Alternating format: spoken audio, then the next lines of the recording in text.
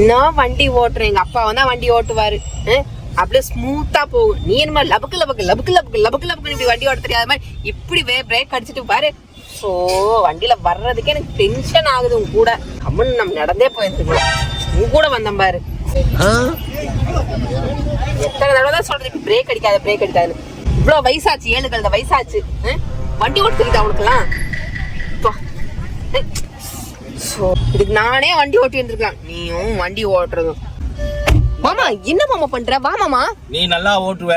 நீ டிரைவர் மகன் வேற. நீனு வேற லெவல்ல ஸ்மூத்தா பூ மேல நடந்து போற மாதிரி ஓட்டு வண்டிய. சரியா? நான் அப்படியே பொடி நடையா நடந்து வீட்டுக்கு போயிடுறேன். வீட்டுக்கு வந்தா உண்டுல நினைக்கிடுவேன். மரியாதை கார்ல இரு. இல்லைன்னா பாரு நீ என்ன பண்ணுவனே தெரியாத. உனக்கு கிளட்ச் எதுன்னு தெரியும், பிரேக் எதுன்னு தெரியும், ஸ்டேரிங் தெரியும். ஓகேவா? எல்லாம் தெரியும் உனக்கு பர்ஃபெக்டா. நீயே அப்படியே ஏறி கிளட்ச மெச்சுன்னு வச்சுக்கோயேன். கேரை மட்டும் போடு, அது பாட்டுன்னு போவோம். அநியாயம் பண்ணாத. தயவுசெய்து உட்கார் ப்ளீஸ். மாமா போகாத. மாமா மாமா நாசமா போன எடுபட்டு பையன் நடு ரோட்லயே இப்படி விட்டுட்டு போறானே. என்ன சொன்ன? என் செல்லம் இல்ல, என் மாமா இல்ல. இப்படி எல்லாம் பண்ணலாமா? பாப்பா உட்காருப்பா. வேற காலமா போய் வீடு போய் சேர்ப்போம். உள்ள வேற பாத்துல இருக்கும்.